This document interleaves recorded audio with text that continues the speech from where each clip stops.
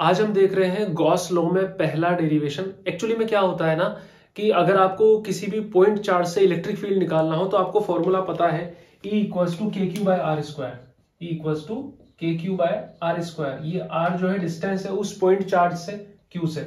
लेकिन हमेशा जरूरी नहीं है कि आपको पॉइंट चार्ज ही दिया हो, आपको कई बार चार्ज डिस्ट्रीब्यूशन भी दिया जाता है। ऑलरेडी मैंने वीडियो बनाया हुआ है चार्ज डिस्ट्रीब्यूशन पे।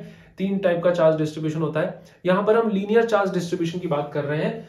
इलेक्ट्रिक फील्ड इंटेंसिटी यानी कि electric field due to infinitely long straight uniformly charge wire. ऐसा समझ सकते हो कि एक चार्ज वायर जो है उसकी वजह से आपको इलेक्ट्रिक फील्ड चाहिए। चार्ज वायर जो है इनफाइनाइटली लॉन्ग मतलब बहुत लंबा एक वायर है, ऊपर भी जा रहा है और ऐसे नीचे भी जा रहा है, बहुत लंबा जा रहा है।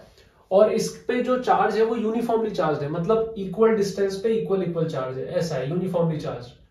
जैसे आपको मैं बताऊं कि हम रोड पे जब चलते हैं तो वहां पे बिजली के खंभे लगे होते हैं, तो इक्वल डिस्टेंस पे वो खंभे लगे होते हैं। अगर मान लो कि हर 100 मीटर पे एक खंभा है तो 1 किलोमीटर यानी कि 1000 मीटर पे कितने खंभे होंगे हम आइडिया लगा सकते हैं। वैसा ही कुछ ये सिस्टम रहता है। यहाँ पे चार्ज डेंसिटी कुछ इस टाइप से दी हुई है।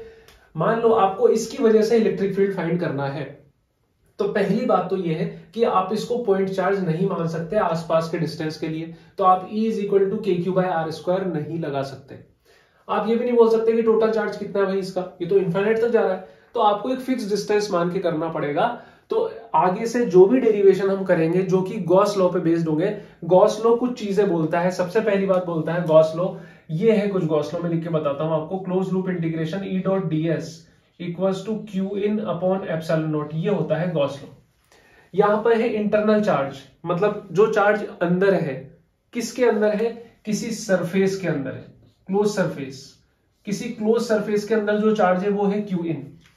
ये उस सरफेस का एरिया है।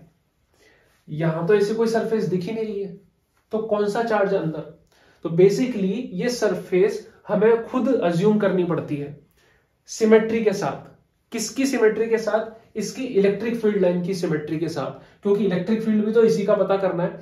सबसे पहले इसका इलेक्ट्रिक फील्ड लाइंस बनानी पड़ती है, फिर एक सरफेस सोचनी पड़ती है प्रॉपर, देन वो देखना पड़ता है कि उस सरफेस के अंदर चार्ज कितना है, तब इस फॉर्मूले में फिट करना पड़ता है, तब जाके आंसर आता है। यहां से आप देखो कि ये जो वायर है इसमें सब तरफ चार्ज है। इधर भी चार्ज है, देखो ये भी, इधर भी चार्ज है, ऐसे यहां भी चार्ज है।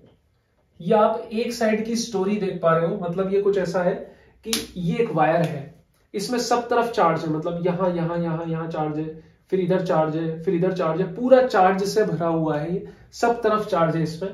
तो जब ये चार्ज होगा तो इससे इलेक्ट्रिक फील्ड लाइंस निकलेगी। देखो इससे इलेक्ट्रिक फील्ड लाइन ऐसे निकलेगी, ये निकली ऐसे, ये इलेक्ट्रिक फील्ड लाइंस निकल रही, ऐसे इधर से इलेक्ट्रिक फील्ड लाइंस निकल रही।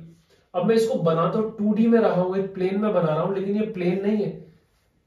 कुछ इलेक्ट्रिक फील्ड लाइन मेरी तरफ भी आ रही होगी सामने ऐसे, कुछ इलेक्ट्रिक फील्ड लाइन्स ऐसे भी जा रही होंगी, कुछ इलेक्ट्रिक फील्ड लाइन ऐसे, कुछ पीछे। तो मतलब वो जो कंघा होता है ना, गोल गोल वाला कंघा, वैसे इलेक्ट्रिक फील्ड लाइन्स निकल रही है इसमें से। अब आप ये बोलोगे कि इस पॉजिटिव चार्ज से नीचे भी तो इलेक्ट्रिक फील्ड लाइन निकलनी चाहिए और इस पॉजिटिव चार्ज से ऊपर भी तो इलेक्ट्रिक फील्ड लाइन निकलनी चाहिए, लेकिन वो इससे नहीं निकल रही क्योंकि यूनिफॉर्मली चार्ज है, एक जैसा चार्ज है। इस पॉजिटिव चार्ज को जितनी इलेक्ट्रिक फील्ड लाइन इधर निकालने की कोशिश करनी है उतनी इसको रोकने की कोशिश कर देनी है। तो इधर और इधर कट गया, कुछ भी इलेक्ट्रिक फील्ड लाइन नहीं आएगी। ऐसे यहां पर कहीं भी इलेक्ट्रिक फील्ड लाइन आएगी। जितनी भी इलेक्ट्रिक फील्ड लाइंस बनेंगी वो परपेंडिकुलर टू द वायर बनेगी सारी की सारी। ये आप साइड व्यू देख रहे हो, इसका साइड व्यू से ऐसे दिख रहा है। अगर मैं इसका टॉप व्यू आपको दिखाऊं तो टॉप व्यू कुछ ऐसा दिखेगा कि ये रहा वायर, ये रहा वायर और इस पे सब तरफ ऐसे चार्ज है और ये इलेक्ट्रिक फील्ड लाइंस निकल रही है इससे ऐसे। अब कुछ कुछ समझे? टॉप व्यू ऐसा दिख रहा है। हम एक बार में एक ही साइड देख पाते हैं। जैसे अगर मैं इस डायग्राम की बात करूं तो हम ये और इस लाइन को ही देख पा रहे हैं बस 2D की तरह, जबकि है वो 3D। तो यहां से इलेक्ट्रिक फील्ड लाइन से गोल ऐसे निकल रही है ऐसे और लंबाई में चलती चल रही है। तो ये तो हमें समझ में आ गया कि इलेक्ट्रिक फील्ड लाइंस कैसी इससे निकलेगी। अब इस इलेक्ट्रिक फील्ड लाइन से सिमेट्री बनाती हुई सरफेस हमें सोचनी है। जैसे अगर मैं इसको कवर करना चाहूं तो मैं चाहता तो इसको एक स्क्वायर से कवर कर देता। ये कवर किया मैंने स्क्वायर से, स्क्वायर शेप वाली से। तो इसमें होगी क्या दिक्कत कि यहां यहां यहां और यहां तो हम एंगल बता पाएंगे। ये एंगल बता दिया हमने, ये एंगल बता दिया, यहां पर भी बता पाएंगे, लेकिन इस जगह क्या एंगल बताएंगे, और भी तो इलेक्ट्रिक फील्ड लाइन निकलेगी, उस जगह एंगल हम नहीं बता पाएंगे। तो इसका मतलब इसको ऐसे कवर करना तो सही मामला नहीं होगा। इसको अगर मैं ऐसे कवर करता, आप सोचो कि इलेक्ट्रिक फील्ड लाइन किसी ऑब्जेक्ट से ऐसे निकल रही है और मैं इसको ऐसे कवर कर दूं, अब सही है, हर जगह एंगल जो है, हर जगह एंगल सही एक जैसा बनेगा। तो यहां मैं कर सकता हूं ऐसे, में क्या करूंगा, इसको कवर करूंगा एक इमेजिनरी सिलेंडर से। ये मैंने कवर किया, इसको ऐसे नीचे तक भी तो कवर करना, ये कवर किया ऐसे, ये कवर किया इसको मैंने। कुछ समझे इसको यहां से? अब इसको एक बार मैं खोल के बताता हूं। ये गॉस लॉ का रूल है, close loop integration E dot D S is equal to Q in upon epsilon naught. इसको ओपन करके मैं आपको बताता हूं कैसे ओपन होगा। इसको ओपन किया, ई डॉट डी एस प्लस ई डॉट डी एस प्लस ई डॉट डी एस। ये 3 बार क्यों लिखा, इसको मैं बताता हूं आपको। देखो क्या है, यहां पर जो इलेक्ट्रिक फील्ड लाइंस निकल रही है वो इस पूरी सरफेस से निकल रही है, गाउसियन सरफेस जिसको बोलते हैं। तो कुछ इलेक्ट्रिक फील्ड लाइन तो इस सरफेस के ऐसे निकल रही है। सोचो ये सरफेस का एरिया वेक्टर, ये तो आपको पता होगा, डीएस वेक्टर, और ये इलेक्ट्रिक फील्ड, देखो ये रहा इलेक्ट्रिक फील्ड और ये डीएस वेक्टर, दोनों के बीच में एंगल कितना हो गया, 0 डिग्री। यहां पे हमने देखा कि ये जो सरफेस है, सिलेंड्रिकल सरफेस है, मान लो ये सिलेंड्रिकल सरफेस है, ये रही, तो इसका ऊपर वाला हिस्सा और नीचे वाला हिस्सा ये ऐसा दबा हुआ रहेगा। यहां पर एरिया वेक्टर ऐसा आया, डीएस वेक्टर ये ऐसा आया, डीएस वेक्टर, और यहां पर डीएस वेक्टर ऐसा आएगा। यहां पर इलेक्ट्रिक फील्ड तो लेकिन ऐसा जा रहा है, दोनों के बीच में एंगल 90 डिग्री। यहां पर इलेक्ट्रिक फील्ड ऐसा जा रहा है, दोनों के बीच में angle 90 degree, theta equals to 90 degree, और यहां पर भी थीटा इक्वल्स टू कितना आ गया, 90 डिग्री आ गया। यही तो है। तो मैंने क्या किया, इसको ओपन किया, देखो वापस में लिखता हूं इसको, close loop integration E dot D S, मतलब कि पूरी सरफेस से, क्लोज लूप का मतलब होता है पूरी सरफेस से कितना इलेक्ट्रिक फ्लक्स निकलेगा। तो मैंने इसको अलग अलग कर दिया, ये हो गया फ्रॉम सरफेस 1, ये हो गया फ्रॉम सरफेस 2, ये हो गया फ्रॉम सरफेस 3, टोटल सरफेस से हो गया। मान लो कि इस सरफेस को मैंने सरफेस 1 बोल दिया, इस सरफेस को सरफेस 2 बोल दिया, और इस सरफेस को सरफेस 3 बोल दिया, नीचे वाली को। कर्व्ड सरफेस S2 है, बाकी जो ऊपर वाली और नीचे वाली सरफेस है उसको S3 बोल दिया। यहां देखो S3 वाले में एंगल कितना बन रहा है, S3 वाले में एंगल कितना बन रहा है, theta equals to 90 degree. S1 वाले में थीटा कितना बन रहा है, 90 डिग्री, और S2 वाले में कितना बन रहा है, थीटा 0 डिग्री। अब इसको ओपन करते हैं। आपको पता है डॉट प्रोडक्ट जब ओपन होता है तो cos थीटा होगा, मतलब मैं इसको ओपन करके बताऊं, ई डॉट डी एस को ऐसा लिखा जाएगा, E dot D S equals to E D S cos theta, ऐसे लिखा होगा। अगर क्रॉस होता तो साइन थीटा बनता। आप खुद सोचो, इस थीटा की जगह यहां जाएगा 90 और इसी थीटा की जगह यहां जाएगा 90, जब 90 जाएगा तो 0 हो जाएगा। तो ये भी 0, ये भी 0, लेकिन cos 0 क्या होता है, 1 होता है। तो यहां क्या बचेगा, ई डी एस कॉस 0 डिग्री, और ये आ जाएगा ई डी एस। ये किसके इक्वल आया है, क्या हमने स्टार्ट किया था, ये स्टार्ट किया था close loop integration E dot D S equals to E D S, ये आ गया।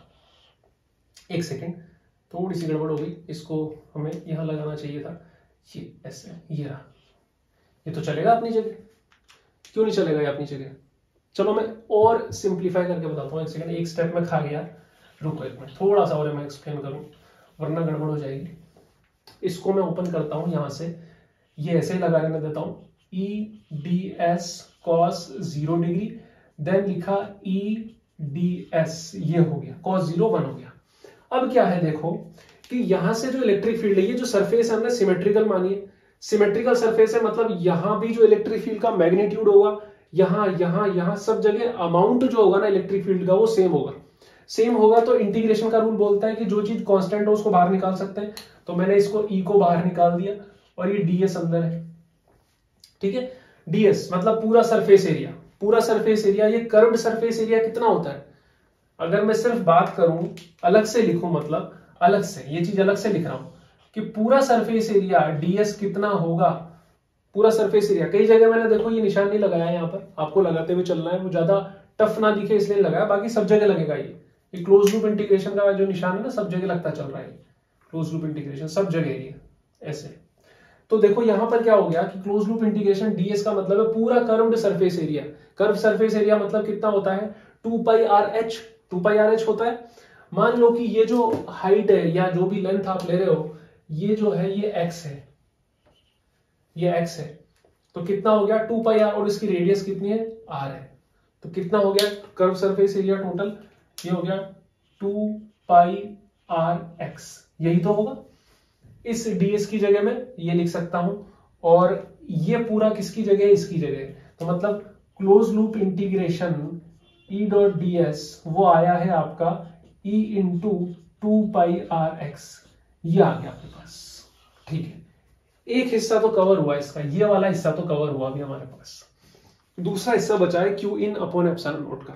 तो क्योंकि ये लीनियर चार्ज डेंसिटी है, चार्ज डेंसिटी का मतलब होता है, लीनियर चार्ज डेंसिटी का मतलब ये होता है लैम्डा, मतलब total charge upon total length.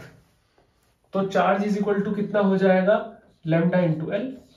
ठीक है, अब अगर आपको इनसाइड का चार्ज पता करना है तो लैम्डा मतलब ये लेंथ भी तो कौन सी लेनी पड़ेगी, जहां पे चार्ज है वही वाली तो लेनी पड़ेगी, लैम्डा इंटू एल।